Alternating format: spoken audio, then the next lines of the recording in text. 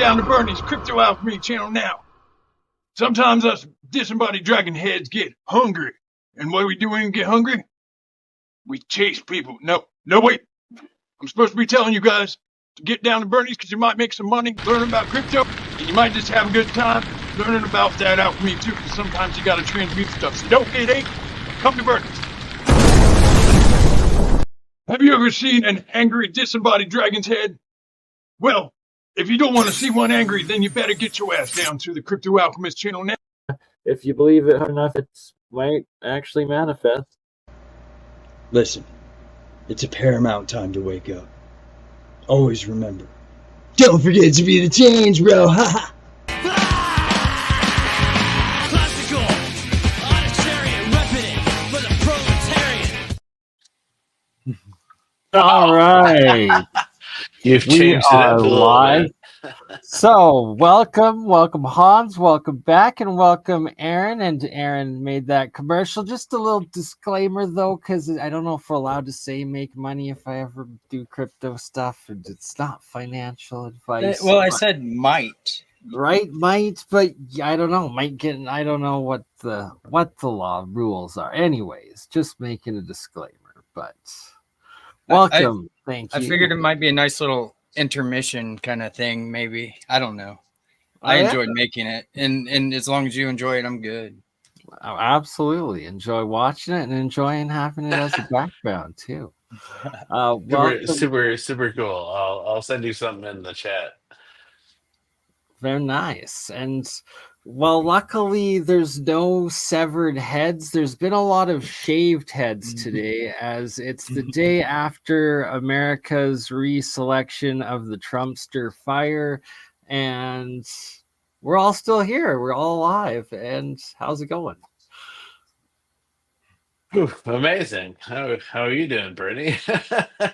Well, I'm in Canada, so I'm a little sheltered, right? But on TikTok, on Twitter, on Instagram, on X especially, there's just so many people melting down, videos of meltdowns, and it's like, oh man, just that is the dangers of succumbing to the mainstream media propaganda, and that it will literally cause you like physical, mental illness to the point that you lose your mind, right? Like, Oh, I'm politically homeless. It's nice to watch both sides of this come to fruition. Interesting to see now we're at 47 with Trump again. This is interesting, but yeah. Right, history made. Only the second president to come back and win a second time after losing running. There's only been one other that had a skip year, Yeah, or a skip, 1982 or 1882, I believe. yeah. Something.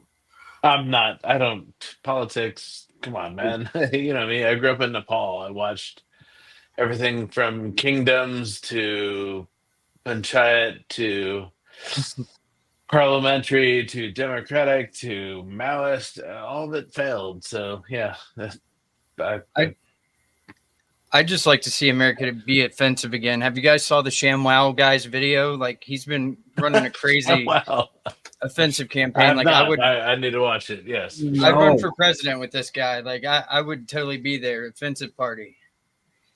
I think that's the problem. Taking all the offense out of the country, people forgot how to have fun and sit back and make jokes, and no one's like, thank you. This is the key. In the immortal words of Robin Williams, you got to be crazy. It's the only way to live. We all got to have some fun. We all got to be at some level having fun. Yeah. Anyway. I say, if you can't laugh about a joke, even one that's being like told about you, like, or something like roasted, then what have you really got? I mean, you're living too tight of a life if that's the case. Like, you gotta be able to joke about everything. Thank you. And Seriously. good humor. Thank you. I have to interject that Elon has kept humor alive, and I do have hope, despite the humor of him now apparently taking this Doge. So he's got the Department of Government Efficiency that he's supposed to be taking over in this Trumpster fire, and it's literally the meme. He's memeing the government of creating a department after his cryptocurrency named Dogecoin, and it's all about slashing government inefficiency. Like I thought that was interesting. The DOGE, right? yeah, that's literally like the tag for his Dogecoin, and it's like he's memeing the world, but he's kept memes alive by buying out Twitter, turning it into X, taking a massive loss like financially, but at the same time he has really freed like civilization to start having open discussions again. And despite like all of the threats of like all of like the like leftist extremists like to quit when he took it over, they're still all there, and it's like you can see that like people are battling, but like at least there's discussions and there's nonstop memes and meme wars and keeping bingo. Yeah.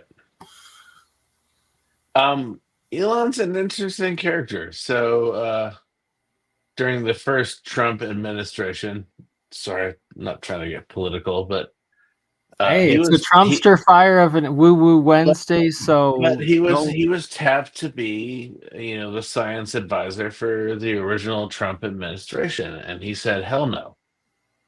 So it's interesting that now he's come back around and is like, okay, I'm full on. We briefly discussed this. He brought it up pre-show, but pre-show you said he went in and he was actually there for 3 months or something. No, yeah, exactly, correct. Right, yeah, that time frame though, that when Trump originally went in, he also had Steve Bannon with him. He also had General Flynn with him. All of these outsiders, so they all were interesting, but they're all naval intelligence. And but that they were pushed out so quickly, all in that time frame. So was it that Elon actually like went into and like left, or was pushed out maybe, or told to leave? That's a good question. Seriously, interesting. Yeah, okay.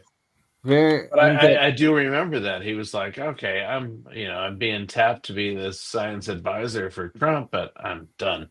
And then all of a sudden now here he is again. Thank goodness. Back so that even kind of makes thank goodness we have a unity project that he's trolling, because this time he's got his Doge crypto freaking Department of firing government inefficiencies going in. Like, it seems Trump and that Elon also approached Ron Paul Senior for coming in on being a part of his Doge department, but on I believe I have not looked into that, so I just auditing the Fed to bring in Ron Paul, the long-standing libertarian, former Republican, Texas peace extraordinaire, father of Rand Paul, current Kentucky senator, I believe. But coming in, he's been saying audit the Fed since like the 80s. And if like that actually happens with who else? There's the Hawaiian Marine Tulsi Gabbard, former Democrat, going on. And if RFK Jr. actually gets like literally in Trump's speech last night saying like his calling on RFK to take over the health in his speech, and just said, "We're doing drill, baby, drill. Just stay away from the oil, and we're all good."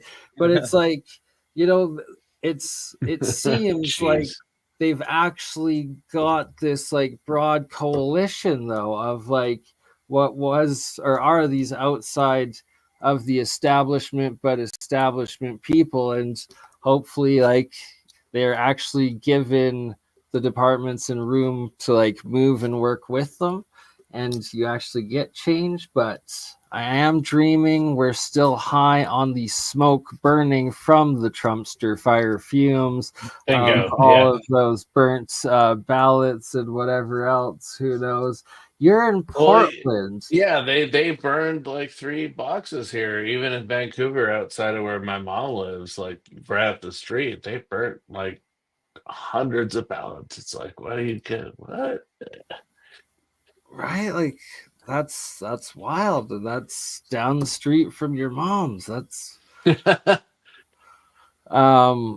do you want to tell your story of the grocery store earlier today, or we leaving that for off-air discussion of watching meltdowns?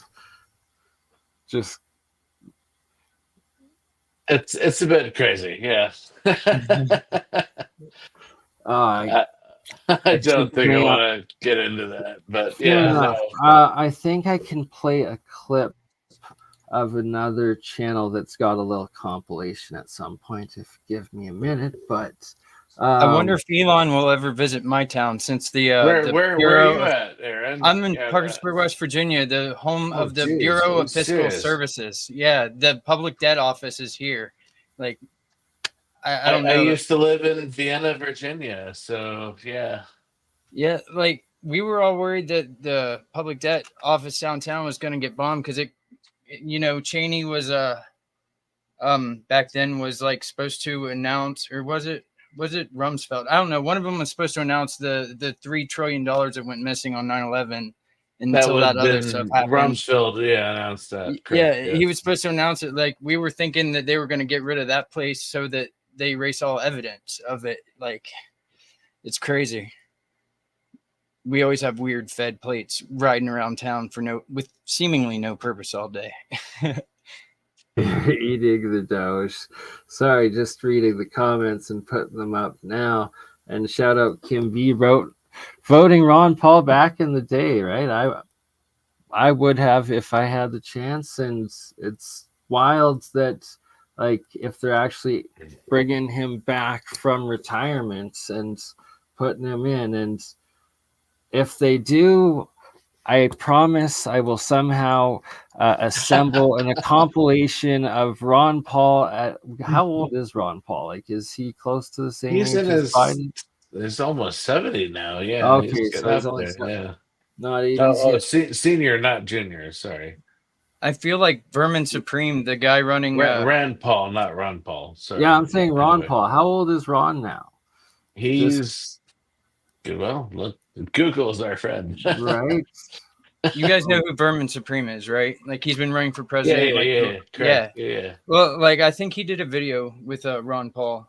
Like I can't remember now. I was watching all of his stuff, like doing my little fake attention campaign, pretending I'm running for offensive party, and like I was trying to talk him into like going in with the thing with me, but I don't know. I did a lot of research, and I don't know why I had that little pet project.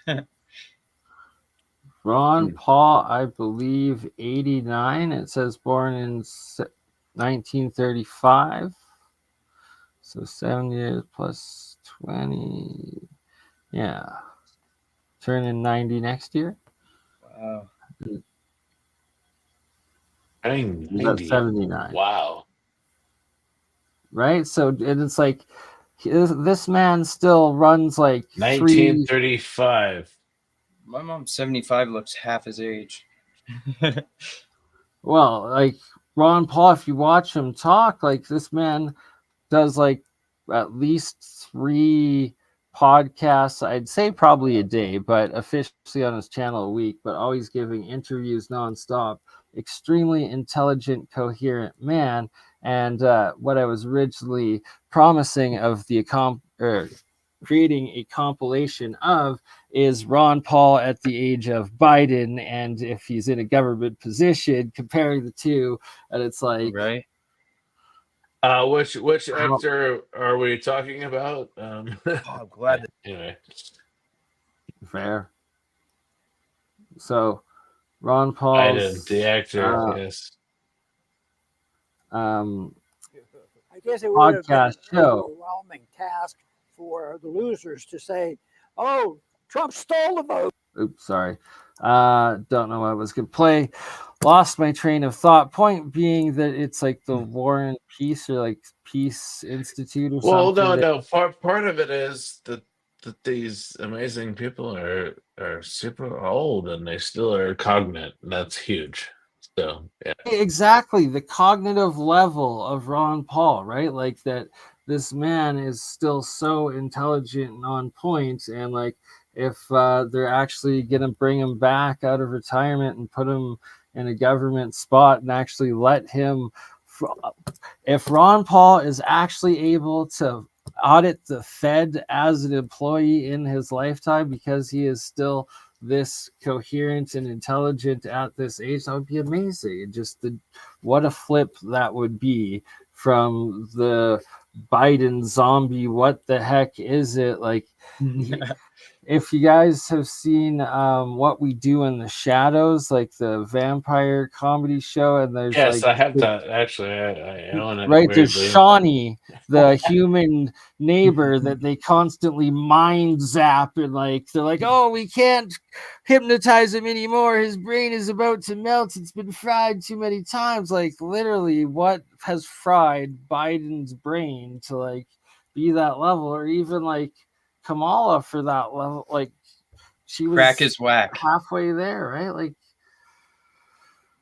How do you yeah. repeat the same BS over and over and over again, and nobody picks up on that? It's like every single speech is the same. Why? He bit a baby or two of them the other day. Anyway, Yeah, we've now seen the outcome of what all this is, so let's leave it there. We shall move on from the Trumpster fire. Why? Because we're all still alive. Thus, tomorrow's another day, and no need to dwell on the Trumpster fire. So, right? Aliens, autopsies, and chaos. Where are we at? Good call. So Mike with alien carvings with all of the Mexican parts, he's in the legal battle with reattaining those two Peruvian potential alien mummies that are literally in the media center of attention of, are they fake or are they real? Either way, they actually, these are the ones that are coated in white, blue, and it was whatever, it was his smuggler that dressed them up as dolls to smuggle them out. That was the whole point of it, right? Like, and it's like he's got videos of documenting it that he published like before they got like confiscated and everything. So it's like now that they were like, so they were debunked, but then now it's like it's being challenged by another lab or something and legal group in Peru, I believe. But officially, the government ruling was that they were fake. So, like, the guy that sold them to him, the charges of like selling illegal antiquities got dropped because they're fakes, and that now legally the remains should be shipped to Mike because he's the legal purchaser of them, and that he should be able to then get them and then do if they're fakes and nobody cares about them, hey, ship them. Yep. Exactly. So that is where we are at, and we're gonna get a update with Mike maybe next week or the week after, but in the coming weeks, as he's got a pretty big announcement to make on that. I've been told. So yeah, that could be an alien mummy or humanoid autopsy. What about your terrestrial of some sort? Yeah, for sure. Aaron, you got any alien encounters? Or I just keep seeing this same like LED looking like maybe plasma something or other in the sky, but lately nothing lately. Just memories of giant lights going through my yard and just weird stuff. Orbs, plasma, or potential drone LED. So I live in Portland, and we're Oh, near. drone. I've got Mount Tabor, which is a cinder cone, and then we've got obviously Mount Hood. And there's a lot of activity going on around Mount Portland. Hood is well known for that. Yeah, it's interesting, and so they moved all the F-35s from Klamath Falls to Portland again. So I think that's interesting that all of a sudden we have all these, 35s hanging out at the airport. They take off. They're all vertical takeoff and landing aircraft. So We've had quite an uptick of weird booms going on at night and green fireballs that just are shooting across the sky. And the National Meteorological Society keeps saying that they're where not are you at, meteors. Aaron? Sorry. Parkersburg, West Virginia, right on the Ohio Oh River. yeah, okay. Wow. Green fireballs. All right, interesting. Yeah. I've got 2 of them on video that just happened to Really? cross my CCTV cameras and sent them into the National Meteorological Society, and they said there was no meteors, and so that leaves it with like, what is it then? You got green orbs where you're at. That's It's fascinating. something. I thought it was a meteor, but that was a couple years ago. Lately, it's just been weird lights just shooting across the sky that definitely aren't satellites or drones, because they're like way too high up and have to be pretty big considering. I've seen some of those. I know about that anomaly. I have also seen a bunch of while out watching the northern lights and watching the different meteor showers and stuff, and it's like there's the satellites, and then there's like the military satellites that shouldn't be going the ways that they're going, and then there's these other things that imitate satellites until all of a sudden they go other ways, and then they speed off and they do all sorts of things. And yeah, lots of those. I've learned why I haven't caught any like UFO footage on my security cameras by accident lately. I switched to all night vision, like color night vision cameras that aren't using the infrared. They're just using the Starlight chip or whatever. And it finally dawned on me that that's why, because no infrared cameras or night vision, whatever. I don't know why it took me like 2 years to realize that, like, because all the crazy stuff that I was filming just stopped as soon as I switched, and I figured it'd show it better until I really thought about it. Right? Like, very well, you just have to have the right setting, and once you do, it's easy to catch. But if you don't, you'll never get it because it's in the wrong frames, and it's not capturing the light that is being put out by these objects.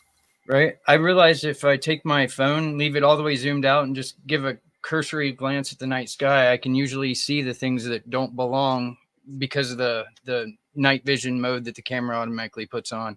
That's how I usually find what to pay attention to. I just figured that out the other night.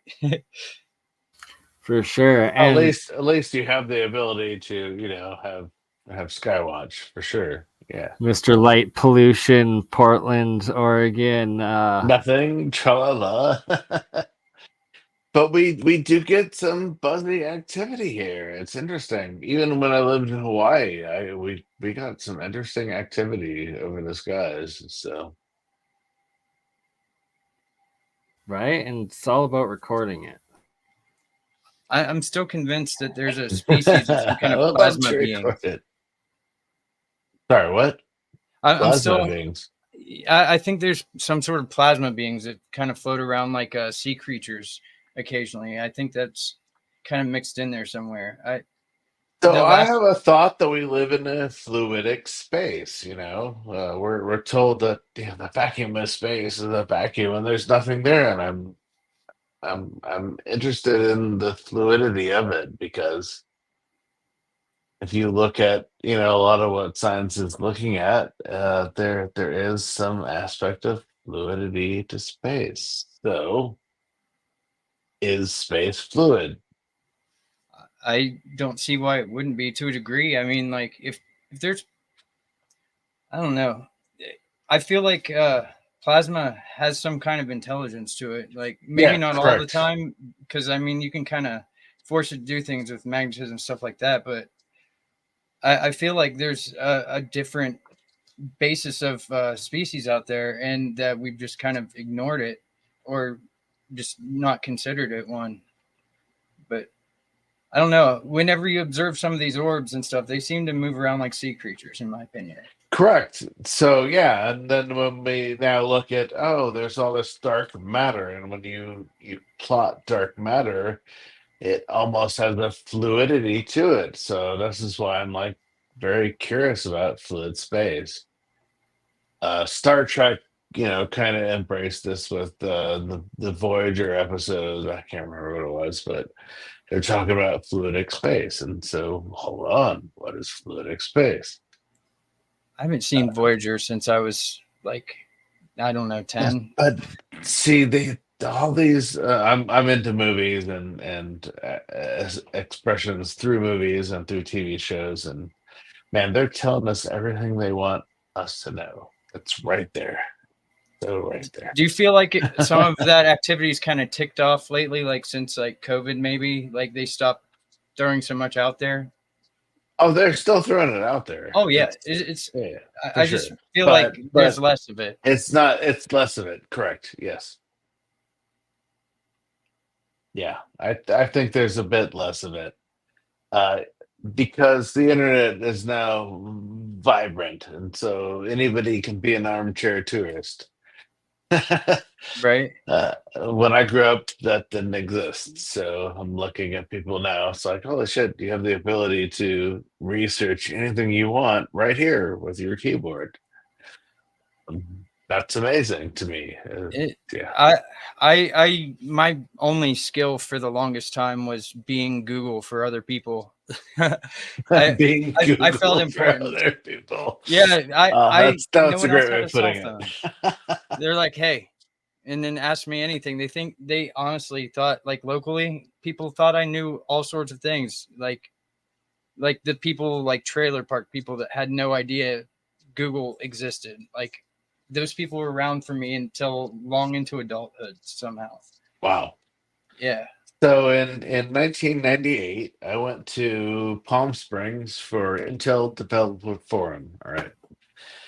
So the main exhibit at that show was Silicon Graphics. That was huge. So all these high-end computer programs that did a lot of the 3D animation stuff for movies back in the day. And the other one was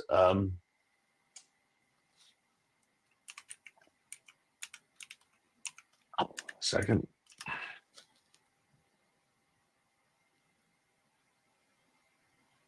So the other one was the why am I spacing on this? Massive computer system. Like a Gibson. No, before that, yeah. Wow, I'm not sure the word you're reaching for. Oh, all good. Hold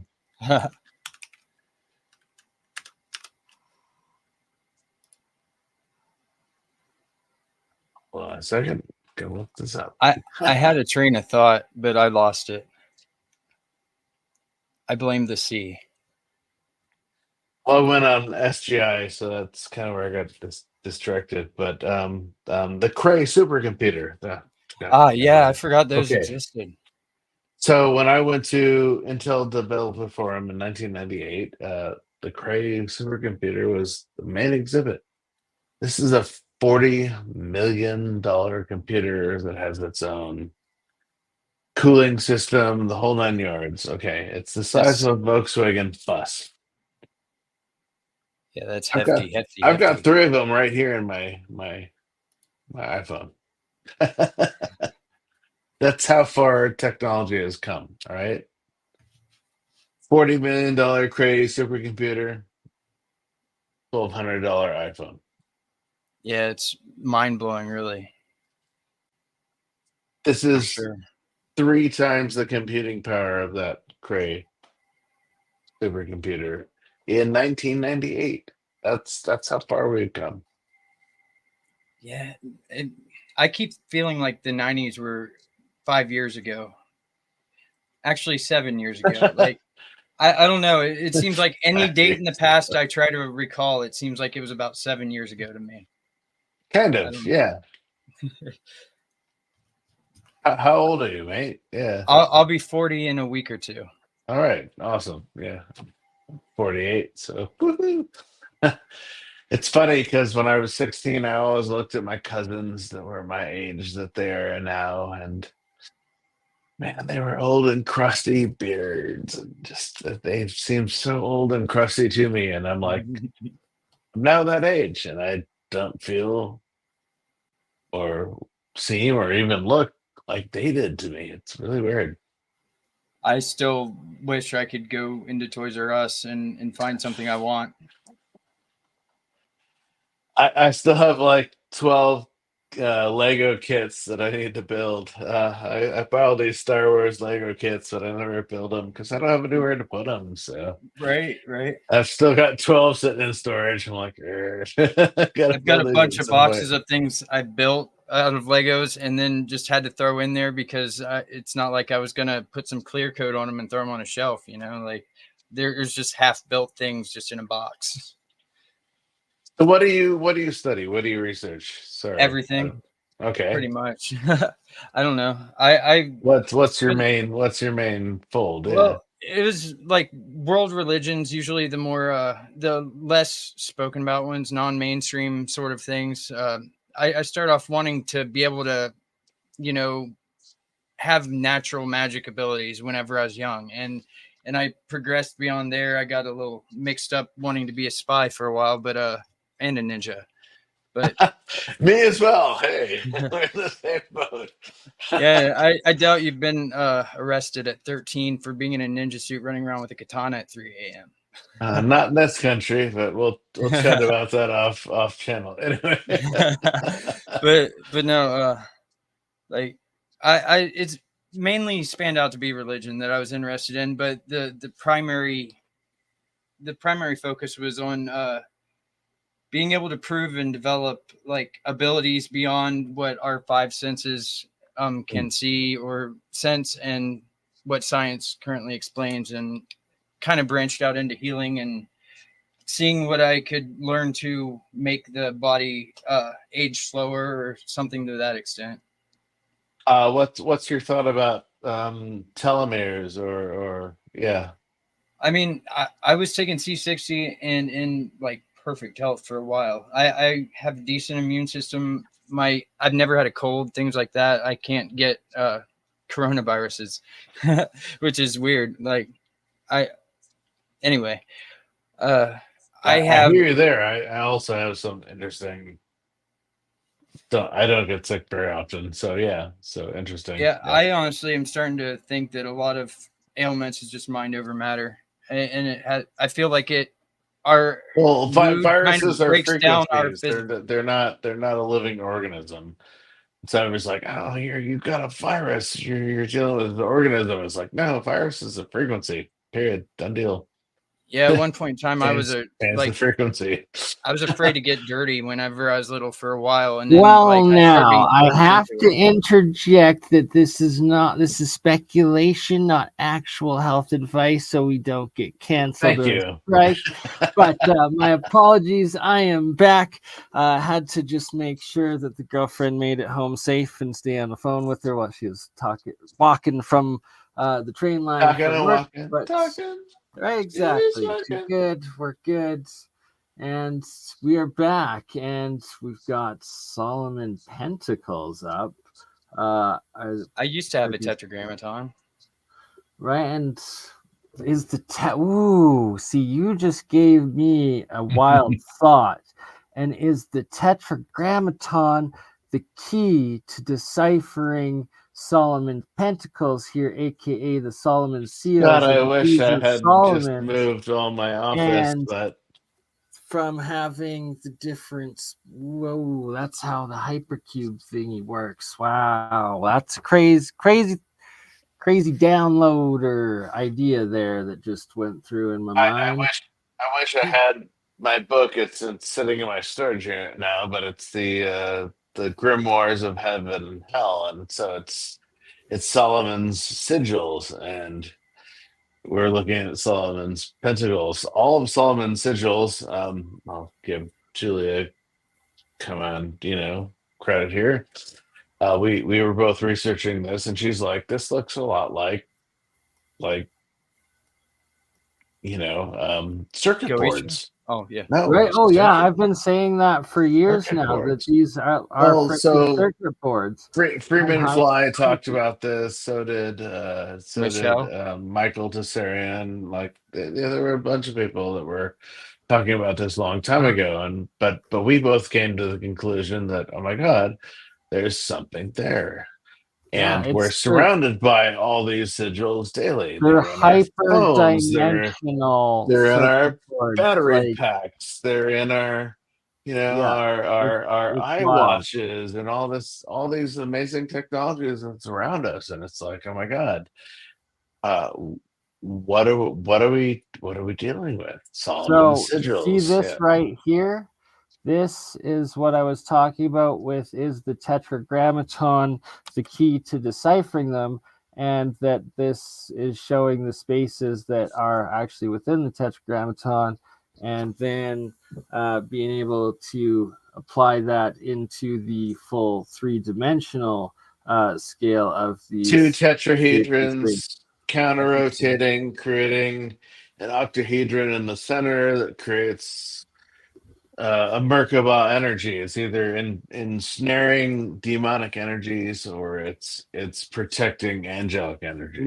right, but like, It's all intent. you say that, but it's like, it's literally, there's the book or the list of the angels, archangels that you summon with the seal. I've the got demons that to you send you a copy of this, Bernie. You'd be blown away. Yeah, so it's called the Grimoire of Heaven and Hell, and it's like 300 pages of all of Solomon's sigils, but his major sigil was the tetragrammatron or the hexagram.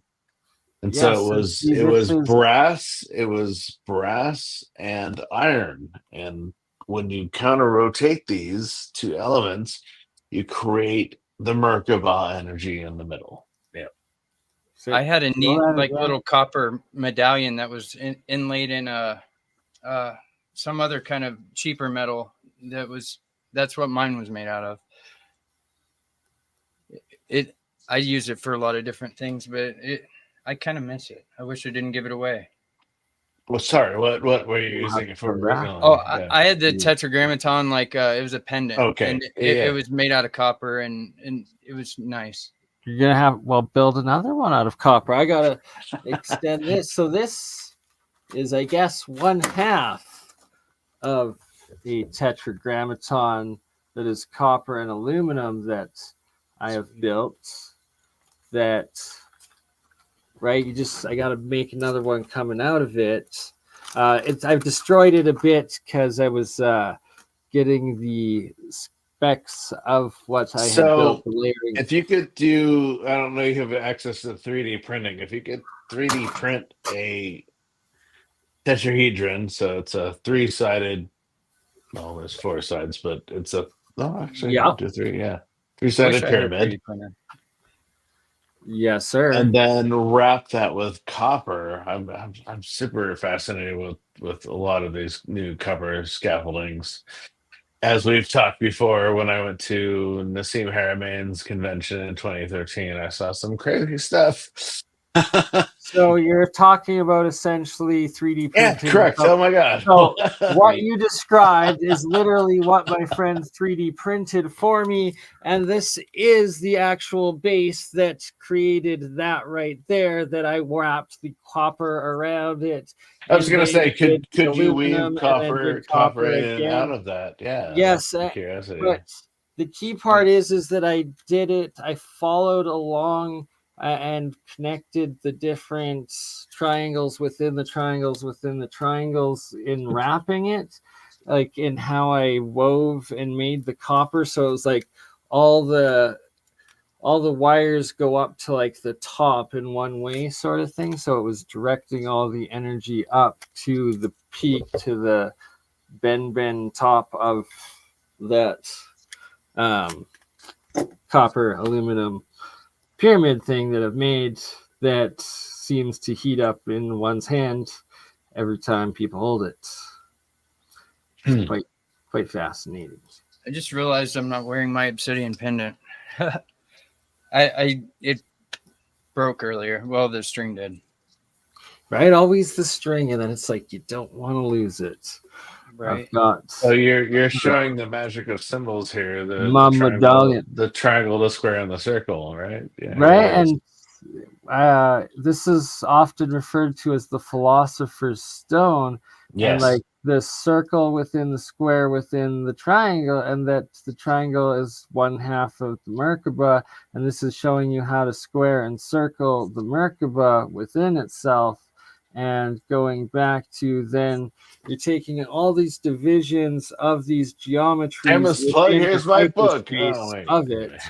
And that's how you can like decipher these magic cubes or hypercubes or the quantum or whatever this crazy God's divine structure coding fractal of I guess reality is, and how the Alchemist of ancient understood it.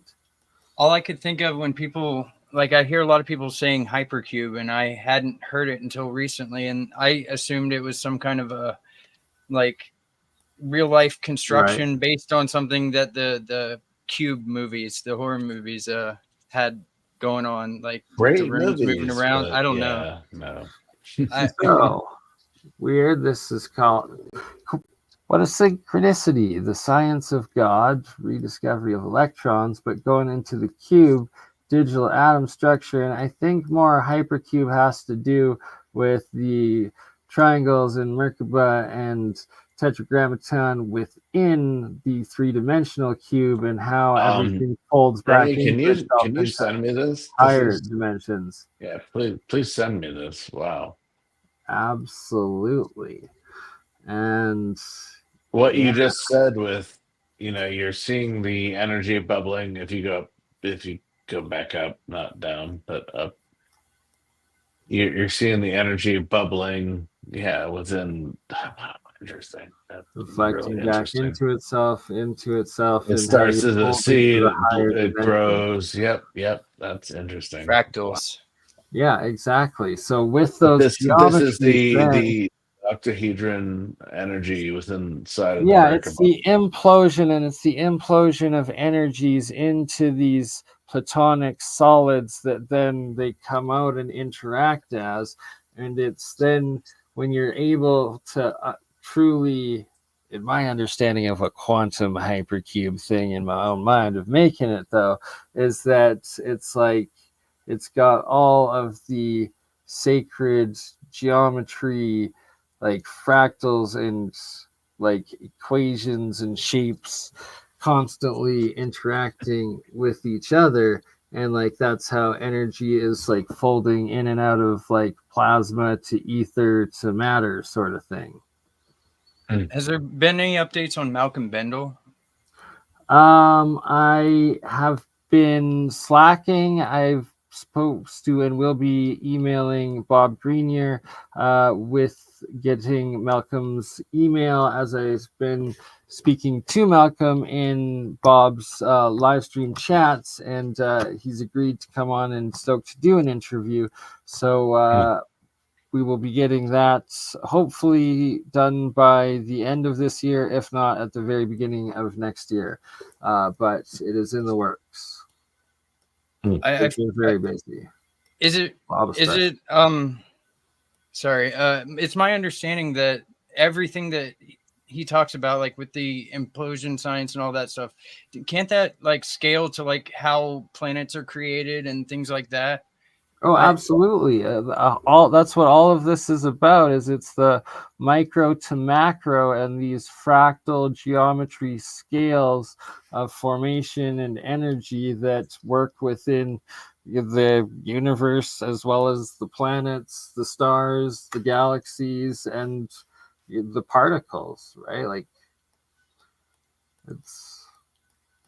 It's where science and I guess magic, maybe religion overlap. metaphysics, well, Yeah, consciousness and life, right? Because that's a part that is like officially written out of academic and mainstream thinking and science, when in fact it is reality that, hello, there is life energy, there's a life electricity, there is consciousness, and these things all also exist within the spiritual dimension and within the overall construct of this universe, like galactic, whatever we are, existence is, and that physics does have a corresponding scalable metric and fractal system that is completely compatible and applicable to all of this, and that it's been highly classified because apparently, you know, they've been able to beam like frequency mind control potential things down on us since like the 60s or 70s, from what some of the stories and disclosure I've heard from former military people I've talked to. But that it's, you can essentially I guess hack the human brain or consciousness if this technology is developed, and you know, like voice of God technology. exactly, and potentially even more sinister and powerful.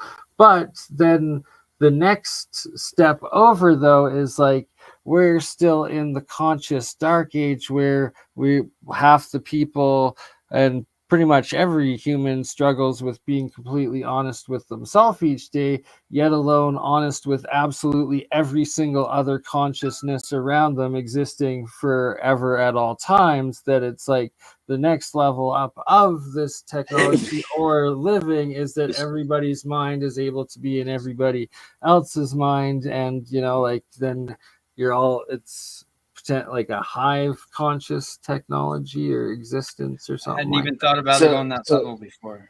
Wow. you brought up voice of God, and that's interesting because when I was in New York, excuse me, in 2005, I mean, you'd walk by, you know, major stores downtown Manhattan, and they're like, "Hello, John Anderson."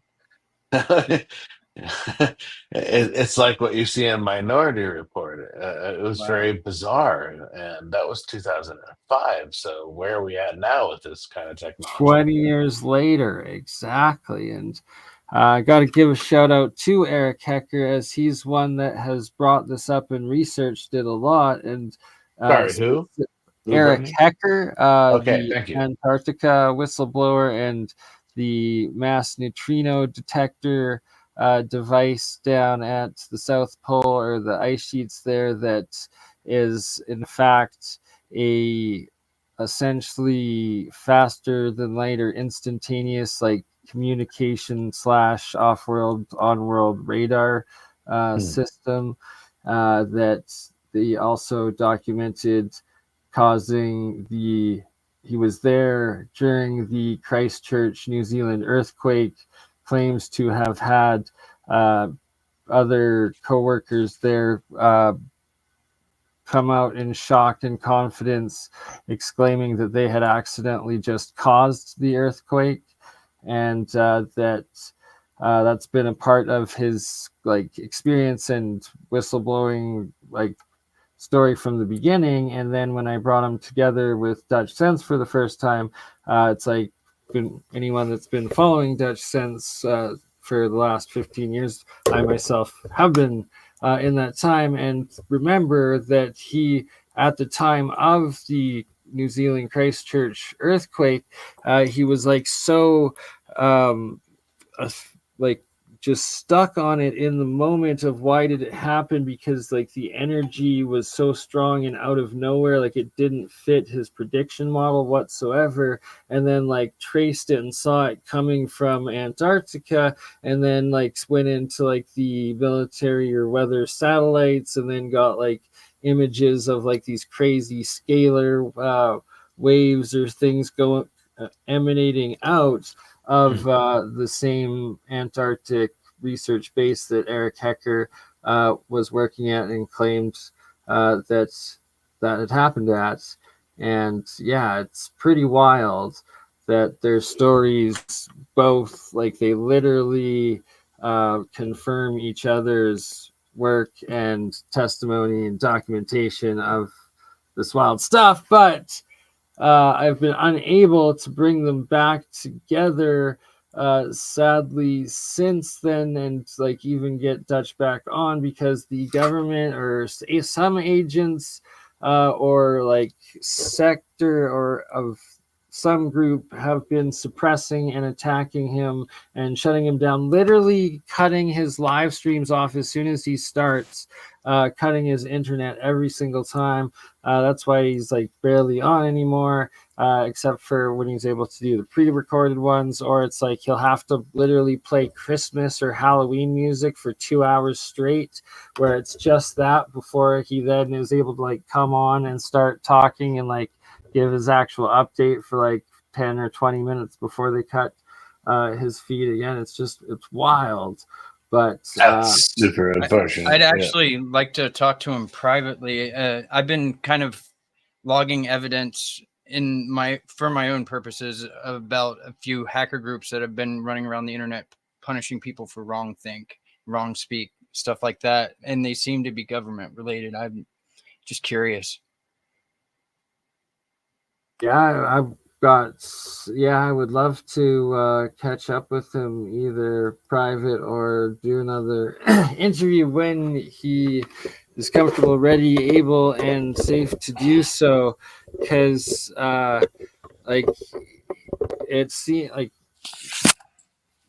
I'm pretty sure he had documented, like, in the first couple months after that had happened, that like he was literally dealing with like, and he showed like the security footage of these people, then like looked into them, showed that they were like all like former army and former law officer peoples, like out by his like private acreage way out in the country thing, like, and they were doing threats and stuff for a bit. So it's crazy.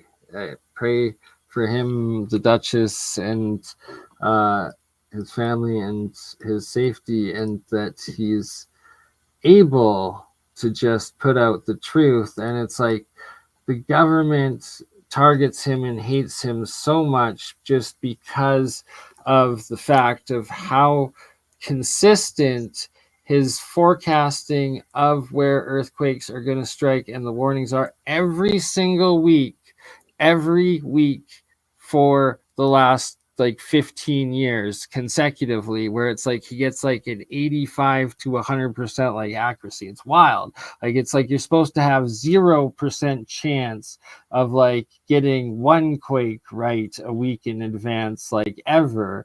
And it's like, but he's nail on the head every time. Like, yeah, at least 80%, like over and over and over and over and over and over and over and over and over and over for absolute years, like decades now. And that it's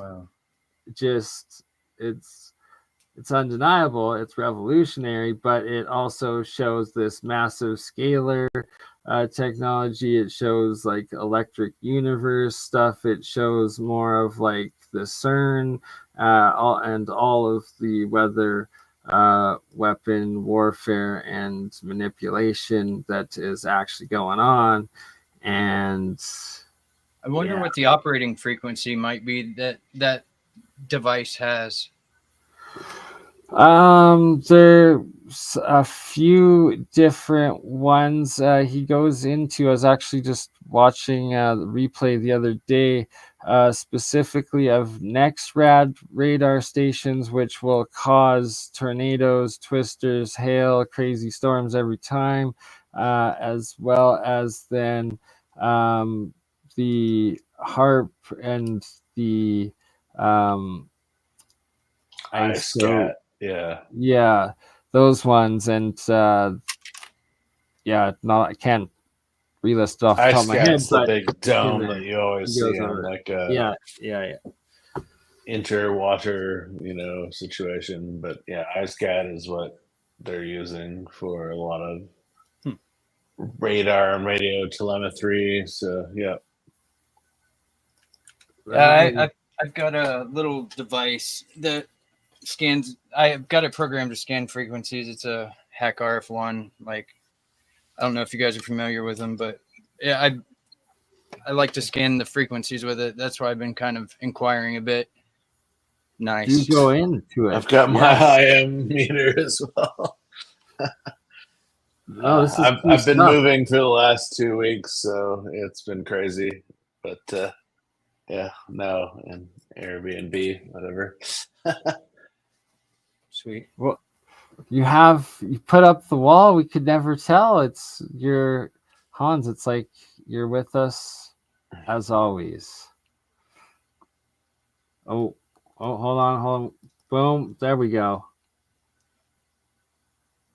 So I was assuming that was an antenna of some kind, like an omnidirectional, but no, it cuts EM fields like hardcore.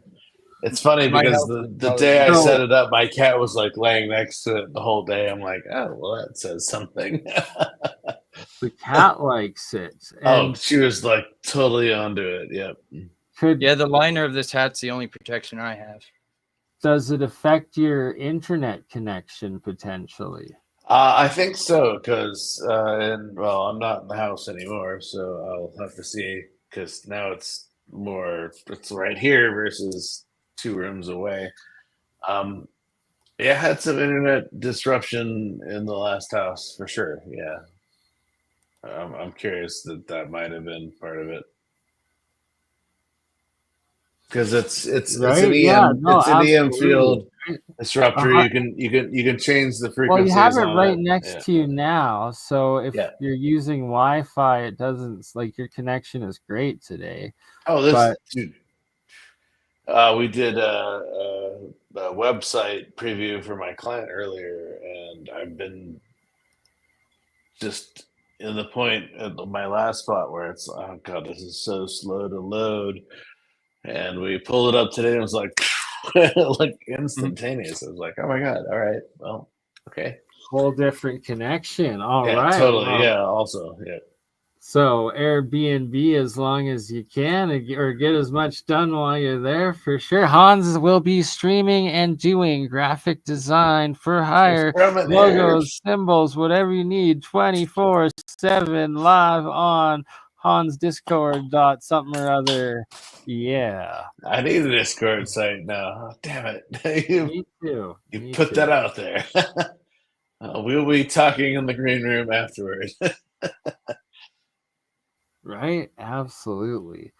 Always good to do the green room, and the background is green, and it's the Matrix because Aaron did this one today. I appreciate it, man. It's pretty good. I had to go get my my foliage behind me, so yes. Oh, I love it. It's authentic Hans. Hans fully returned in full. You might not have the gong with them, but we've got the Hans. Somewhere I have my strobe light that does the stars, but not tonight. Anyway, whatever. I actually did always wonder if that was green screen or not.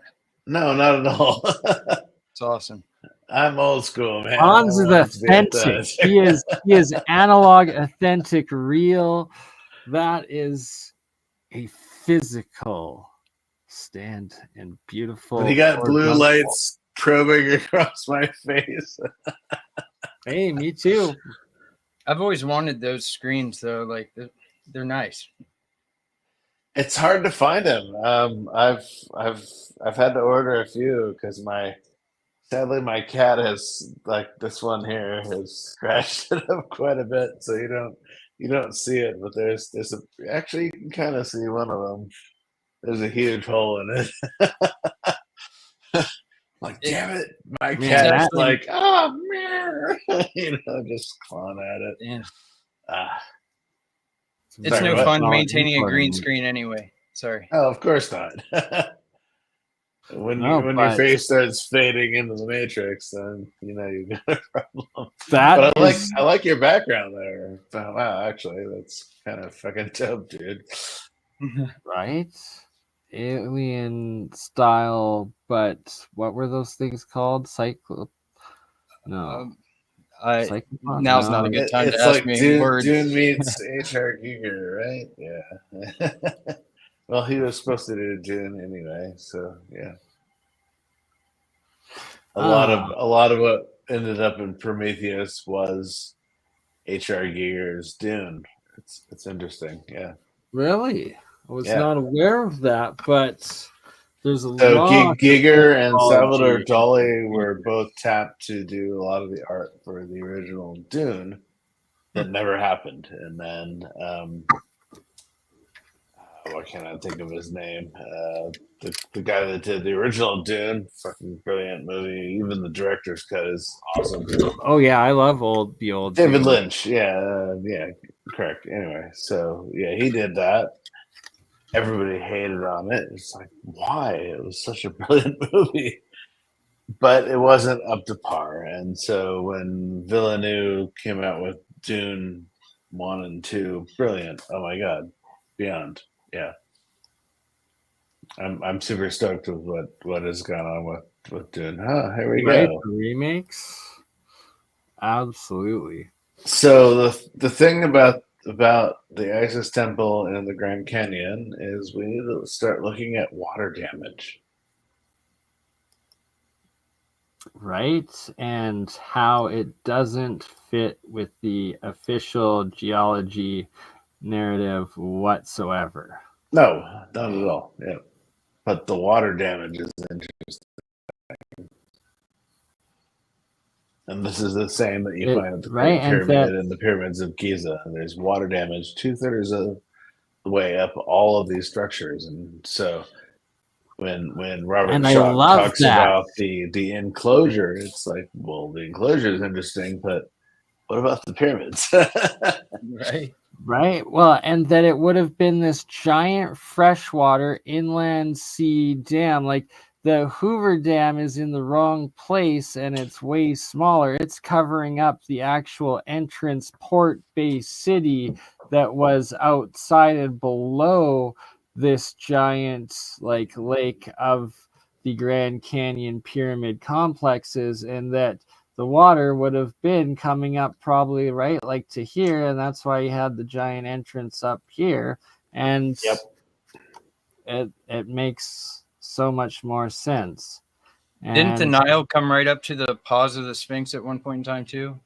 Yes. Well, I have a thought that during the Younger Dryas, when the comet erupted over, Montana and Alaska and spread its way all the way into Persia, big chunks of it ended up in the Mediterranean. They would have pushed the water up and over the berm of northern Africa, which was a jungle at that point. And because all this was salt seawater, it would have basically killed all the right life. Exactly. Yeah. We've been discussing this now for a couple of years, and that's what that whole flood berm would have affected Giza if it was built prior. So what you're describing, and you would see Hans, water I'm sorry, I have to pause you for 1 2/3 up the pyramids, and you do see it anyway. Sorry. Right, so that's where the water came in, and it was the seawater, and that's what literally killed all of the jungles that were there, and all of like the old maps that show the rivers and like green and everything. But what David Stig Hansen, and shout out to Stigs. I don't know Stiggs, but Yes, hey, you shout do. out to I've Stiggs. you do. I've introduced you. He's the Oh, lovely you're right. Sorry gentleman about that. that You're right. has Correct. traveled to the Eye of the Sahara a couple times. That's okay. Atlantis in Okay, that Africa, stinks. Yeah, and correct. that We had that whole cast. Yeah, That's right. and in that one specifically, Sorry, he shows. Stiggs. All good, right? It's been a Names while. are horrible We're sometimes. doing refreshing, and that Stiggs shows these giant canals and what would also have been this inland sea in the area of That's right. the middle I remember of that. the Sahara. So, like that, there would have been a similar freshwater sea situation to what this was. The Germans then- called it the Ur Nile, and so it was a huge swath of water that was to the west of Giza, where now the Nile is to the east of Giza, and it drained into the desert, and Gaddafi found this massive underwater aquifer. Yeah. I don't even want to get into the politics of that, but holy shit.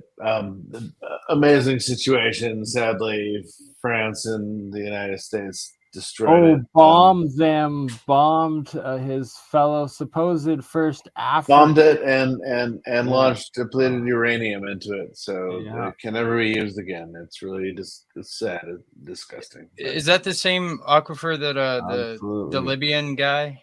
Yeah, that's exactly what he was talking about. Gaddafi. Okay. Yeah, that's the word I was looking for. Sorry, I'm about to bust into terrors because there's just so many horrible genocides that the deep state controlling free the West water for Sudan, Egypt, Libya, and Mali, and all the states that actually sit on top of that, and the French and the United States bombed it with depleted uranium and destroyed it. Shame. Anyway.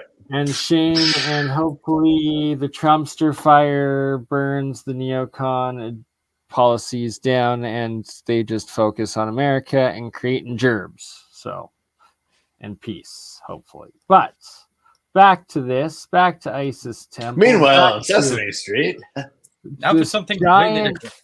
So this giant cave entrance photographed here, these pictures have to be I believe 60s, early mid 50s, whenever there was this famous airplane crash in the Grand Canyon that the War Department or FBI, whatever the heck it was that had the authority back then, went in and closed down the Grand Canyon, trying to get survivors supposedly for weeks or a month on end or something like that, only to after reemerging of it reopening.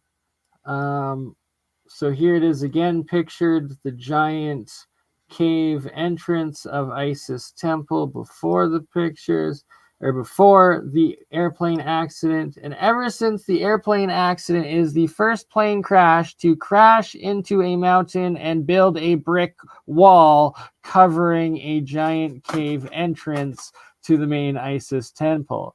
So you can either believe that airplanes bring down twin towers, or you can believe that they try to tell you to believe that it built this brick or mud rock wall covering.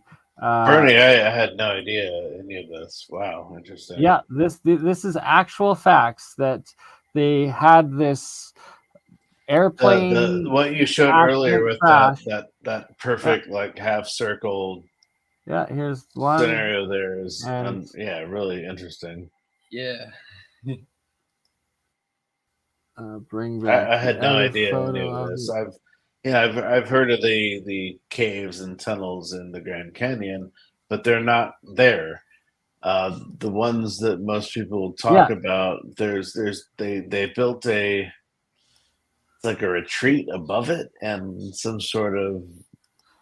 So this is the exact same area that your drones will be shot down, or now they don't even power on in this area Yeah, because this it's a curve do not just fly doesn't zone. make sense. You're not. Yeah. You will get arrested if you are caught trespassing in this area, and like only like 100 or 1,000 people or something are allowed to go on guided hikes through it a year. And yeah, this was facing.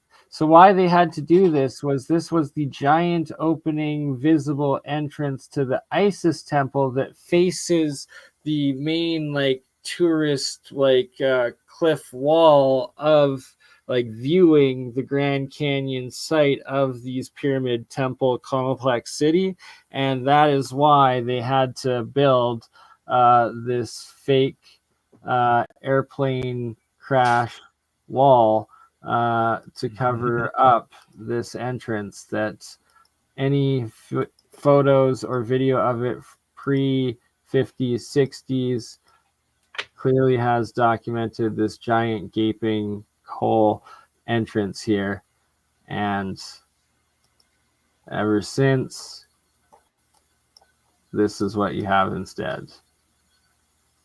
Yeah. Yeah. Well, you even see this in the Great Pyramid. So you go down into the basement chamber, the subterranean shaft area, and you have the what they call the dead end shaft, and it's about 75 feet that goes back. It's tiny, man. You're crawling through bedrock, 3 feet by 3 feet, all the way back. And the whole ceiling is salt. It's like a half inch of salt that people have engraved their names in. But when you get to the back end wall of it, well, it's not a dead end shaft. It's cemented off, and there's a hole drilled through it. It's kind of bizarre. Right. Well, where does this go? Well, now we're discovering that there's a whole ton of new tunnels around the Great Pyramid that have been discovered. So, Rediscovered, because there's a whole Yeah. network and there's many different chambers both below and within the Giza pyramid alone, but the entire Giza plateau, it's well known. I've and been saying documented. this forever. There's 10 layers of tunnel systems. No, there aren't. Well, hello. Now we've discovered 2 more layers. So, yes, there are 10 layers of tunnel structures. I've been saying this for years, and people just don't want to admit to it. And the question is, how long before the Great Pyramid were these built? Because they would have been there first. They're bringing water from the Nile, this washover from the Mediterranean during the Younger Dryas that salinified all of the North African jungle into a desert. This is where this underground water aquifer is now found between Libya, Sudan, and Egypt. Anyway, but yeah, they were bringing water from this ancient water source to the pyramids. Why? Why? Powering it. They were powering it, correct. This is really Yeah. interesting. Wow. What is the name of that guy that does shows with dark journalists sometimes? The doctor. Dr. Joseph P. Joseph Farrell, yeah. Yeah, his book talks about them holding some sort of plasma demon I was like, or something wait, on my hostage to power the pyramids. If I'm in an Airbnb, I don't have it anymore. No, I've got a lot of his books, yeah. So he talks about the Giza or the Pyramid Death Star, where what's his name? Why can't I think of his name now? It's in my book. Christopher Dunn talks about it being a power plant. Yeah, absolutely. So Joseph and Christopher kind of have a similar philosophy around it. I'm not going to put words in Joseph's mouth, or Christopher's mouth either. But Joseph talks a lot about it. It could have been weaponized. Okay, we'll leave it at that. And Christopher Dunn is like, well, it could have been an amazing power source that would have helped, fertility of the land around the Nile. Okay, so we'll leave it at that. But yeah, I don't want to put words in either of their mouths. Joseph Farrell, love your stuff. Christopher Dunn, love your stuff as well. So yeah, I can't speak for either of you, but I'm just brief summarization. Yep. That makes me think of Yep. the research done with the coils and the link back to Egypt. His name just left my brain. WP Gen Light and For Truth too. Gerald, yes, sir. Yes. Gerald, Wow. absolutely. I don't know why his name was slipping my mind, but yes, Gerald. He seems to have a lot of centric research going back to the pyramids. Oh, yes, he really does. And I was just going to bring up that I forget the fellow's name, but he lives down in Mexico, and by these pyramids like Chichen Itza here. Is that you in that picture? That is me. That is a like 18 or 20-year-old Bernie. And Damn, Dave, Bernie. Wow. Waffle House. Good to see you, my friend. Thank you for the You've been in the super field. chat. But point being, what was his name? I want to say Christoph, but I could be wrong. I most likely am. But he came on and he both was covering electroculture as well as the fact that the pyramid energy, the pyramids down in Mexico, in some of the areas that he lived kind of close to there, where the pyramids were still buried, and the farmers that had the land like that were literally adjacent next to the pyramids were getting these like bumper crops. They're like 3-4 times the size of like your average crop, and like these crazy historic pictures of like vegetables half the size of like pickup trucks and stuff, and like that it was this like ancient farming using the pyramids to stimulate the growth through the electro agriculture. And that's another point, is that mainstream science has been forced to come out just in the past week and published.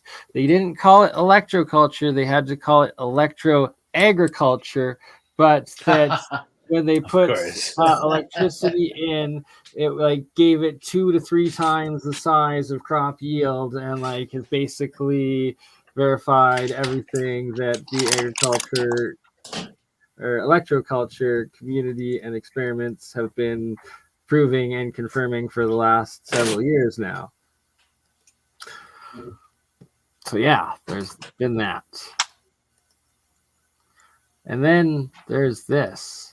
And what is truly the Grand Canyon Pyramid Complex site? And each of these different, they're all called temples and pyramids. And this right here looks like another one of these, what would have been like an entrance cave going in, and that possibly could have been sealed and covered up at the same time.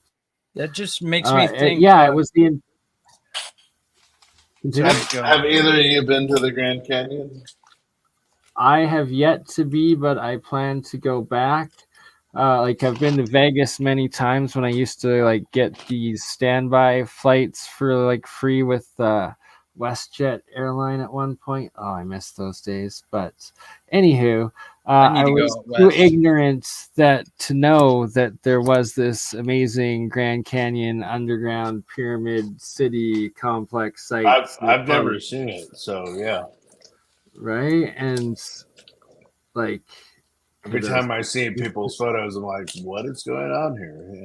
Yeah. Like it all looks like pretty megalithic, essentially block worky, and that with the what we're saying, the thesis that it's an inland lake or dam, that the water level would be like here or here, and then you just have what look like these pyramidal mountain structures that also look like the giant Starfort mountains elsewhere, but what actually are they? I just had an idea. Like I actually changed with the Department of State my nationality or whatever to full Native American, basically, and wonder if that would allow me to get into Yeah, these potentially places. if you have your status card with and like I guess contact the local tribes to get in and like is Forgot this about that. pareidolia here or am I actually like seeing potential like faces, statues carved onto these things maybe? I don't know. But they're all called temples and pyramids and that we got to remember in the jungles of Mexico, the Americas, Central America, South America, and the U.S. all the mounds that underneath you have all of these, and the deeper they Mercury. dig, the more they are. There's an interesting element as well because these are all below the plateau, and so it's like Lalibela in Ethiopia where everything is carved underneath. Yes, Good point. very good point. I don't think anybody's ever talked about that. It's like all this stuff exists below. Yeah, it's all carved out, right? Like, and Yeah. supposedly water somehow created these constant triangle pyramids and Water. squares and 90-degree angles, right? Like, and then you get to this. And this is a topographical map of the area with the Colorado River going through. And then each of the peaks, the very Wait, top. what? Really? Holy shit. Oh, 100%. I've shown this many times. You haven't seen this before? Yeah, this No, is not at mind all. I've blowing. never seen this, dude. Tower of Ra is and Horus Temple, Osiris Temple, Tower of Set. So Tower of Set's the Beetlejuice. The Cheops pyramid is Mantaka. Rigel is Summer Butte. Bellatrix is Isis Temple. So yeah, that Isis Temple there, the one that they built the wall to cover the entrance that faces like the main lookout here, it aligns with Bellatrix in the Orion star constellation above.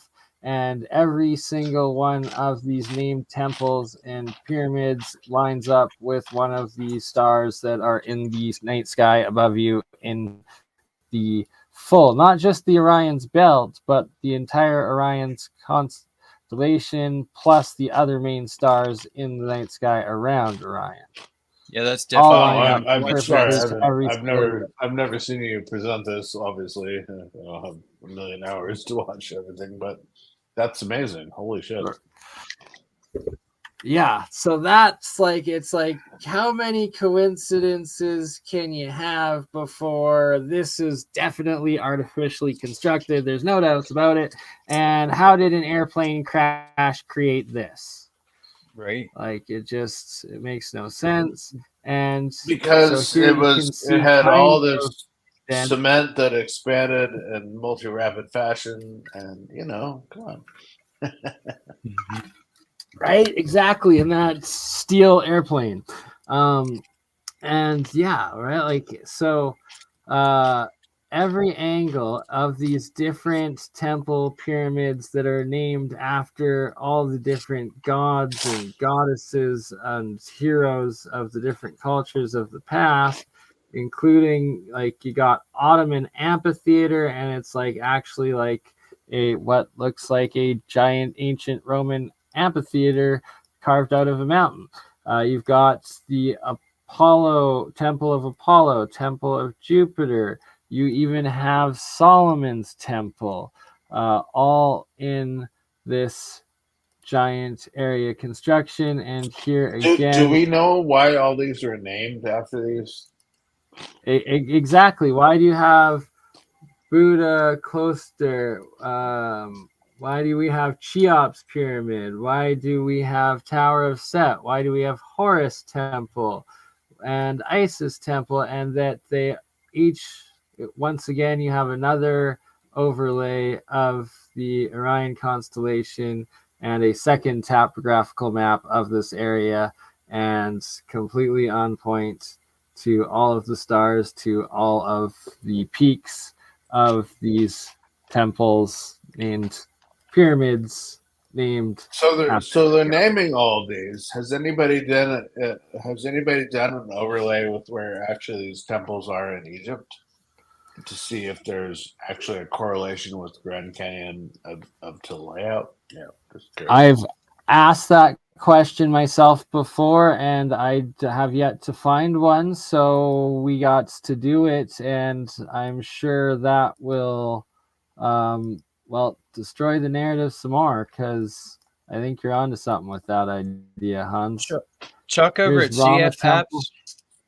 Oh, sorry. Chuck over at CF Apps, 1980, it's not, whatever his channel was. He got offed, I believe, because he was on like some tangent, and it was beautiful. He had it overlaid with the Dog Star Sirius, the 3-star cluster there, and the Great Pyramid and the Pyramid Complex. He had it all matching up pretty much perfectly with Sirius. Like, it was kind of crazy. Sirius is the brightest star in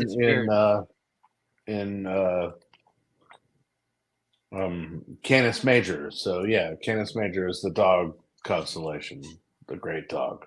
Yeah, but and Sirius is the brightest star in it. I just find it interesting how the Dogon tribe they had knowledge of they knew the smaller yeah. stars before we even knew in modern science and stuff.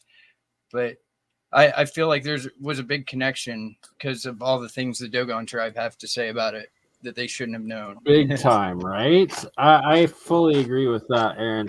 So here we can see, here's like a picture with the perspective, still including the pathway from the lookouts going into the Grand Canyon, showing there's Isis Temple and there's the main what was a former entrance and cave that got covered up by the Army Corps when they went in to retrieve an airplane crash in the 50s or 60s there. And you can see why they had to do it, because with the Kincaid story and people asking what did the Smithsonian do with everything that they found in these temples, well, they couldn't just have this blatant gap opening of the main Isis pyramid site for all to see, and that everything is the very, fact that they very named things the same thing is mind blowing to me. It's like, okay, you're obviously hiding stuff here. Exactly, right? Like, no doubt about it. You're naming it in plain sight. Yeah, exactly.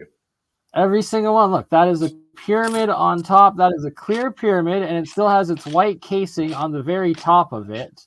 Like, that is wild. Look at that right there. And then there's the pyramid on top of this clearly terraced, layered 90-degree block structure with two 90-degree square rectangular pieces coming out like docks, because this would have been inland lake water.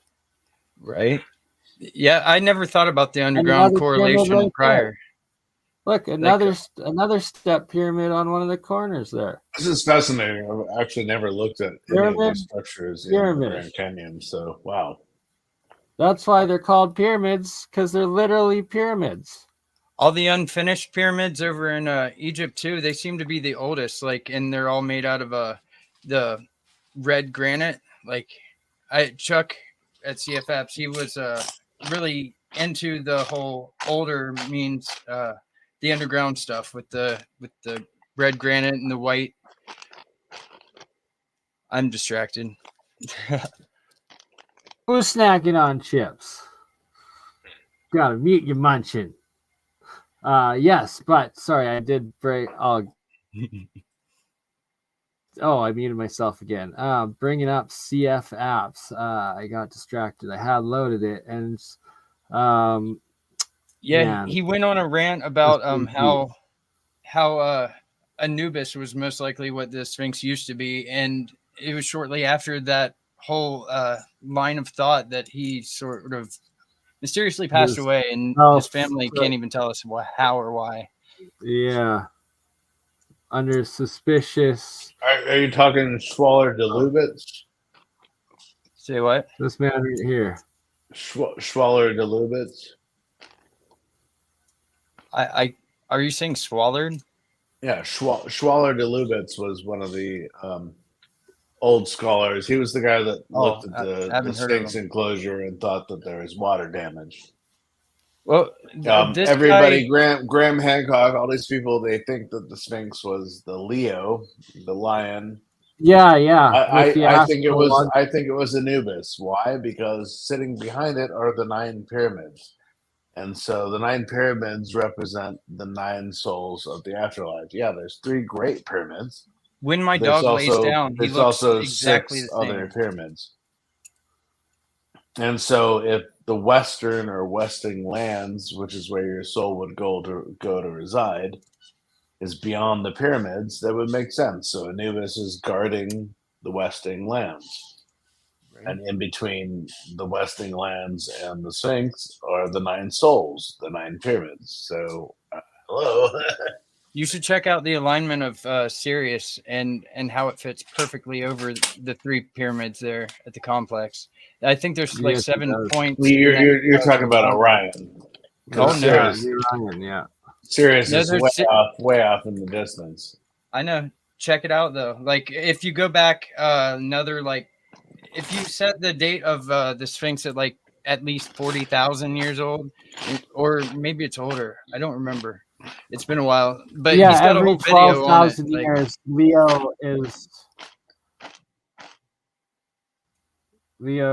aligned, right? Or the Sphinx is aligned to Leo, right? So it could keep repeating the possibility of its age, but it's every 12,000 years. So it's at least 12,000 years since they built it in the first cataclysm, I think.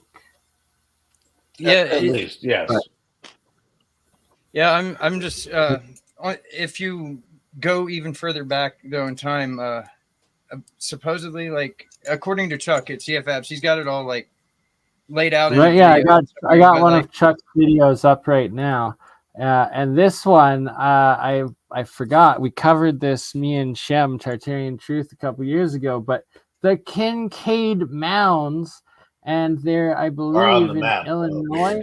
Yeah, Illinois Metropolitan Polis, ancient pyramid city in Illinois, also named after Kincaid. So how did this Kincaid never exist yet have this crazy giant mound city metropolis site in Illinois that's been covered up, as well as the finds in the Grand Canyon complex? But here we go.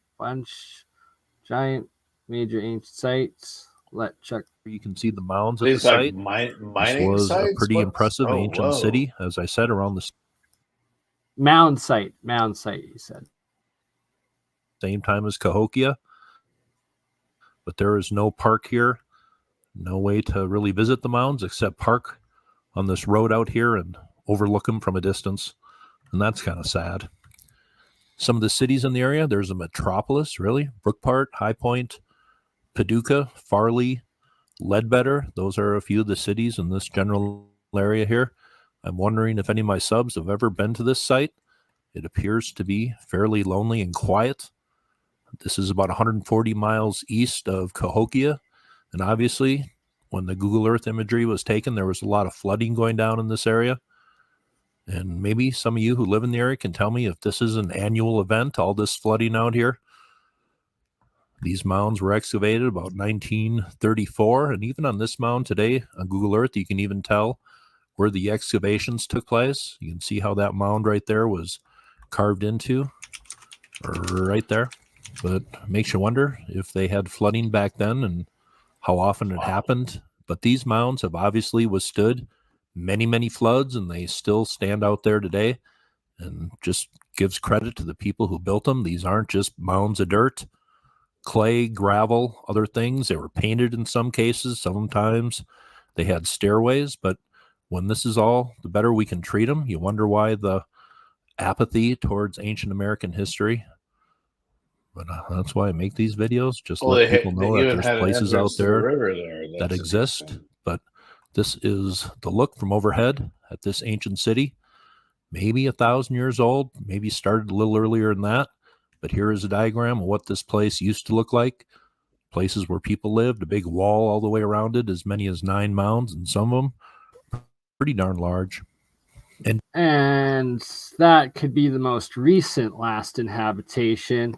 most likely these mound cities, like when they dig them out, you get such sites as Chichen Itza or the Mexico City there, Teotihuacan, where they're documented when they were dug out, they were covered in schist, was it, or some different Mica. mineral? No, mica. Mica, right? Yeah, Yeah. from like crazy layers and Yeah.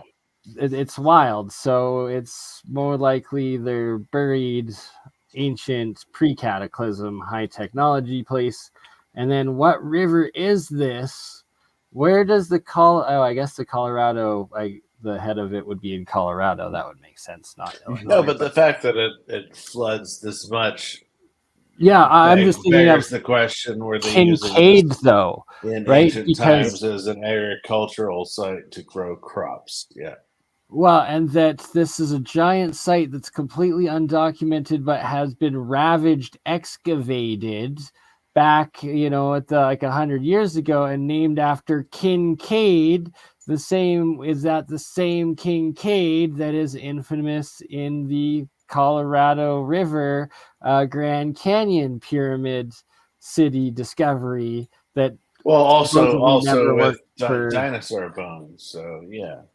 Yeah, right. So I think that Kincaid probably did exist, did discover and excavate the Grand Canyon underground cities, and that he'd also beforehand did this site, as he worked his way across the Americas for the Smithsonian and the institutions, rewriting history and doing the cover-ups. Interesting. Potentially, or documenting the site. I've never could heard go about in this later. site, so this is even more fascinating. So yeah. All right, exactly. Forgotten ancient site. About these ancient America sites, is this one place? And look at that. Look at how badly these were destroyed and excavated and Yeah, but they're obviously in some sort of an alignment. They're obviously have some sort of it's terrible how many they've destroyed. Alteration to something that was there originally that they made into, yeah. But how much deeper do they go? And that's what's left and what hasn't been found. Correct. Yeah. Interesting. Wow. It's where people would actually stop. That's another reason why I make these videos, just so people have an idea of what they look like, and maybe they would stop at these. But would people tour these if this was an open park? But we can certainly let our mind wander what this place used to look like and what the people were doing who occupied this site. Here is another artist rendition of what this place might have looked like. Now, I was looking for any news stories on the Kincaid Mounds, and I found this one from Heritage Daily. This came out a little earlier this year. The Kincaid Mounds, the mound metropolis of Illinois, says the Kincaid Mounds is an ancient tribal center of the Mississippian culture that built a large settlement comprising of raised mounds in the present-day state of Illinois near the banks of the Ohio River. The Mississippian culture was a Native American civilization that emerged around 800 AD in the Midwestern, Eastern, and Southeastern regions of America. Civilization was composed of a series of urban settlements linked together by loose trading networks, with the most notable site being the city of Cahokia. So this place seemed to be linked to Cahokia through trade and other things. How far is this from Says the area around the Kincaid's Mounds was first occupied during the Archaic period between 8,000 to 2,000 BC. Sorry, say again, Hans? I said, how far is this from Cahokia? It's like 100 miles or less. Oh, he said, I think 100 or 100, around 100. I don't even know where Cahokia was. It's like southern Illinois. Yeah. Interesting. I'm more familiar with Serpent Mound. Thank you, Bernie. This is wow. I've never even heard of this place. Yeah. Interesting. There's a ton of places which makes Mount Tum Tum even more interesting to me here in Washington. Yeah. Right? That's a definite pyramid mountain, that there's literally hundreds, if not thousands, of these sites that have been destroyed or covered up or, just sitting there undocumented to this day in America itself. Yeah. Interesting. Yeah, America's a treasure Inhabited by trove. culture. It really is. It really is. Sorry, I'm going to let the last 3 minutes of this play out. And RIP Chuck. And thank you for bringing up CF Apps. Chuck there, Aaron, great legend. And it was a tragedy. He passed way too soon. Of the early woodland, the founding of the Kincaid's Mound is determined to be about 800 AD, although some sources suggest around 1050 AD. But here's some pics on the ground at the Kincaid Mounds. What they look like on the ground, not much to be seen, just grass-covered mounds. Certainly looked entirely a lot different in antiquity. It says Kincaid likely served as a trade link between native settlements in the Cumberland, Tennessee river valleys and the metropolis of Cahokia, in which influences of the Cahokian culture is evident in the Kincaid shell-tempered ceramics. Just reading a little more, it seems a few more mounds have been discovered here since I did the video 3 years ago, and they said 9 or 10 mounds existed. But just reading, it says the society revolved around a complex chiefdom structure led by a male chief and his family who exerted civil control over the community, and priests who had religious. Gotta pause it because it's like, Chuck, are you actually believing that? Like, I don't know. But yes, they like anthropologists literally just usually make up like 90% of the story that they try to create of how these people lived off of like a couple bones and then barely excavated massive sites that they can't even explain or They understand. were hunter and gatherers, but they had a concept for the stars and right. Like, don't forget they sacrificed people. Seasons. It's just like, what? That's not a hunter and gatherer community. Sorry. Massively terraformed everything, and it's like, look at how much of almost like a channel, like canal-ish the river is. And well, they were using it floodwater to help crops. Yeah, I noticed the closer it gets to Mexico, the more they're trying to shove the whole sacrificing thing on the authority. peoples.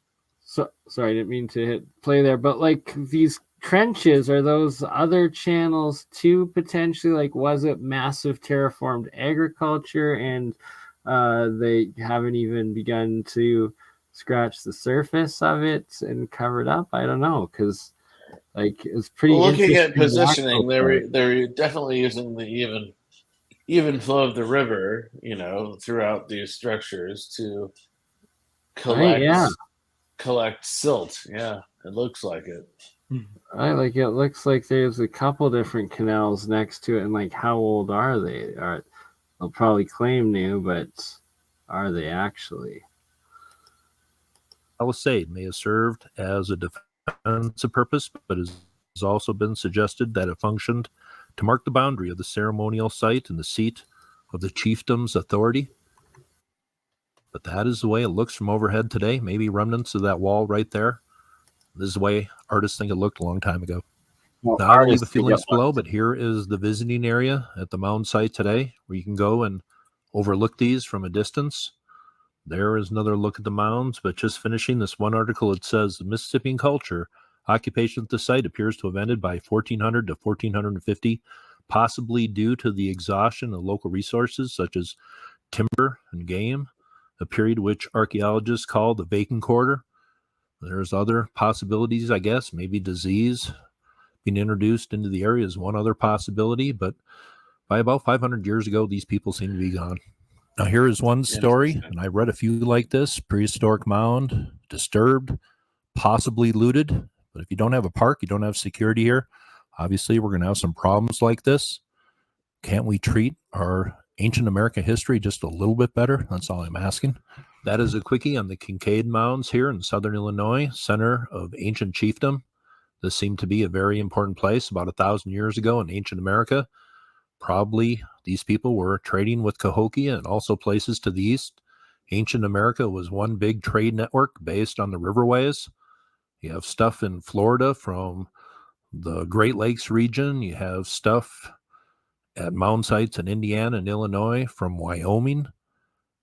I mean, it's really remarkable how the goods were traded all over ancient America 1,000 years ago, 2,000 years ago. It's a pretty amazing story, and I'm still looking into it. Thought I would talk about that one today. I don't think I made a video All right, sorry, paused can it you there. post a link to this somewhere? Yeah, this is fascinating. 100%. Yeah, and like Chuck was such a legend and just did such absolute amazing work. So many different epic, awesome videos on his channel, CF Apps 7865. I love the attention he gave to the unfinished pyramids and all the detail there. It's Yes, I absolutely. don't believe for a second they were pyramids or intended to be. No. No, That's why I was tombs, surprised. you mean The water, tombs, right? well, if the water's washing through there, they were using, it for different elements of straying the water. But yeah.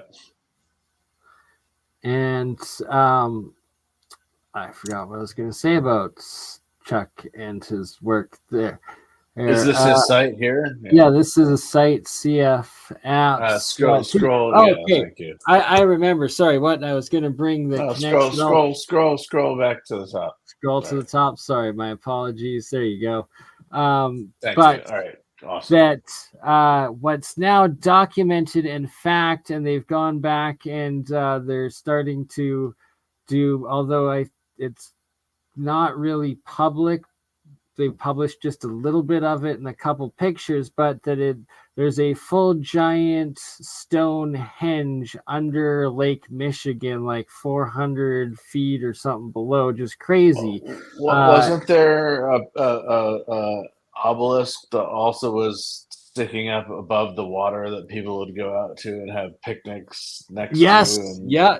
There's several different of these anomalies throughout the Great Lakes, and now that they keep finding more and more sunken megalithic sites, which just goes to prove that it's not just hundreds or thousands, but it's tens of thousands of years that they've been building, living, and existing civilization in North America and the Americas, not just the old world.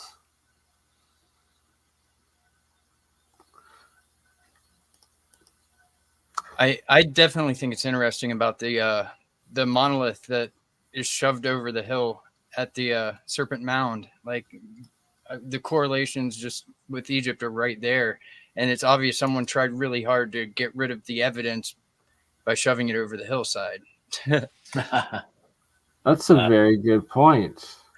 I put the link to that in Egypt as well, where these old mud mounds, all of a sudden they're finding structures underneath them. Luxor is a huge version of this. It was buried under a mound in the 1300s. The Arabs built a mosque on top of it. And when the Germans came in the 1800s, they're like, wait, there's something underneath the mosque. And they dug out the Temple of Luxor. Well, if the Nile Valley has been occupied for the last 6,000 plus years, why is the Temple of Luxor buried under a mud mound? It's like right. And they keep finding more stuff buried under mud mounds in deserts. Like, this is 2,500 years ago. No, you don't have any way of allocating that. You're in the middle of the most fertile valley in the world. This place would have been occupied for 6,000 years. None of these sites would have been buried unless they're much older. What about like Rome being like dug up? The possibility of that. I've been curious. Yeah. Oh, even Rome. A lot of these ancient sites are a lot beyond old. Yeah, but I fully agree. Biblical times and quackademia want to place them within a 5,000-year timeline. It's just like, I'm sorry, if you keep digging shit up and it's older and older and older, you can't keep launching it to this 5,000-year timeline, which is why they want to claim Göbekli Tepe is, hunter and gatherers. Well, we've only uncovered 1/50. Right, but then there's Karen Tepe that's also massive megalithic right next to it. It's 2,000 years older. No, Karen Tepe is 40,000. Karen Tepe is officially like 38 or 40,000 years old. Oh, I thought it was 14. I thought it was only 2,000. 40, right? Yeah, Matthew LaCroix is a good authority on that. Yeah, it completely destroys. But everything. regardless, both of these sites, they're 1/50th uncovered, so we don't really know the extent of the sites. And because they're 1/50th uncovered, the archaeologists are like, "Oh my God, this is hunter and gatherers." It's like that's It has stupid to just fit even their narrative. think that, because it would require astronomy, it would require agriculture, archaeology. I mean, everything that a civilization would have to have been implemented just to make Göbekli Tepe. Period. There's no way around that. Right. But Yeah. we're told still, 100%. oh, hunters and gatherers banded together to create the first religious site. Yeah, bullshit. Sorry. Anyway, It's like them saying the pardon my random French, Bernie. guys but- in the desert made the That's place true. in Jordan. Correct. Yeah, exactly. But we see Petra and Jordan. We're like, Yeah. Petra is beautiful, but we don't see the two sites That of freeze. Persephone in Iran, which are even more amazing than Petra. Like, I just beyond. think it's crazy Beyond. how a lot of the places and of we'll Mecca never you see them point because to you and I, we can't go to Iran. It's like, sucks. it sucks, but my friends from Australia have been there and have photographed like Persephone, and it's Petra on steroids. And hopefully they don't. It's even more amazing than Petra. Petra's amazing, but this is even more amazing. So I didn't even really know about it. It wasn't on Bomb my radar. look her up and look blow up it all Persephone up or in nuke Iran. it. It's like Petra. It's an extension of Petra, basically. Sweet. Yeah. It's, in the near future, like so we can. Sorry, what? Yeah, you're cutting out.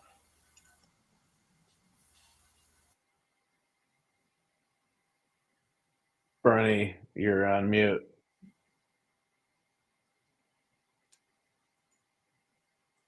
You're on. Can you hear me? Am Yeah, I there we muted? go. Yay. Now you're unmuted. Am I good?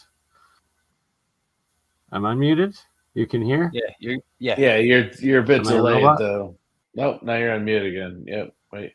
Nope. Yep. Nope. Am I muted? No. No. I'm good.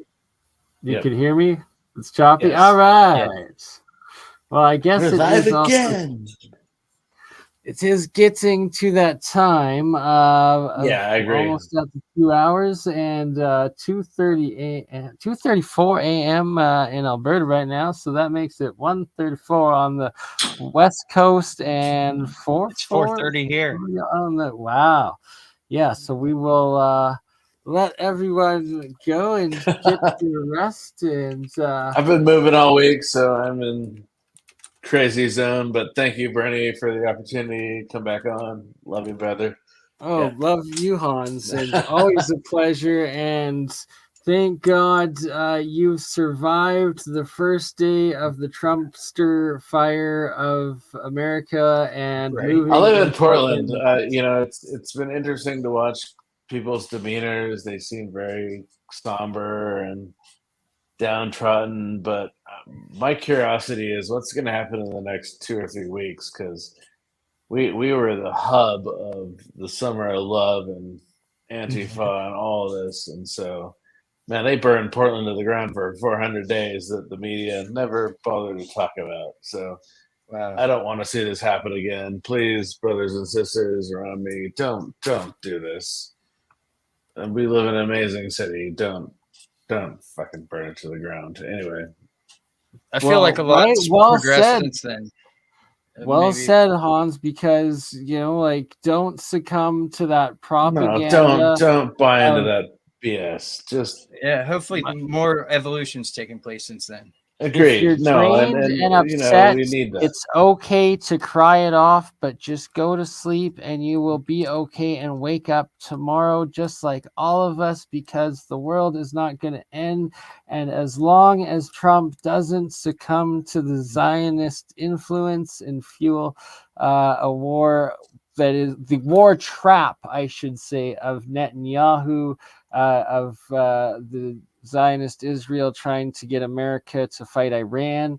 As long as that doesn't succumb, we will all be fine, and hopefully he negotiates like he did with North Korea instead of, under Sleepy Joe. Oh, when Netscape and Yahoo got together, they became Net and Yahoo. Netscape and Yahoo. That was like a joke 20 years ago. Sorry, but that was when he first came to power. So it's the same joke. Netanyahu literally is such a war criminal. Oh God, they all are. Come on, they all are. Like that he's still in power. Like before the October 7th, like Hamas invasion attack a year ago happened. Like, so I can't spread Hamas on my bread anymore. I've got to call it something else now. Anyway, but like it's just like 9/11. It was like October 6, 2023. Netanyahu was literally facing like 6 different like imminent charges of corruption, like going to so jail. he went full war, so that they can't charge him when he's in the middle of a war. Yeah, exactly. It's obvious that Hamas was let in anyway, but yeah, like but they have the most highest on that note, so we don't get not my realm of expertise. Another night. Thank you, Bernie. Cheers. Night, guys.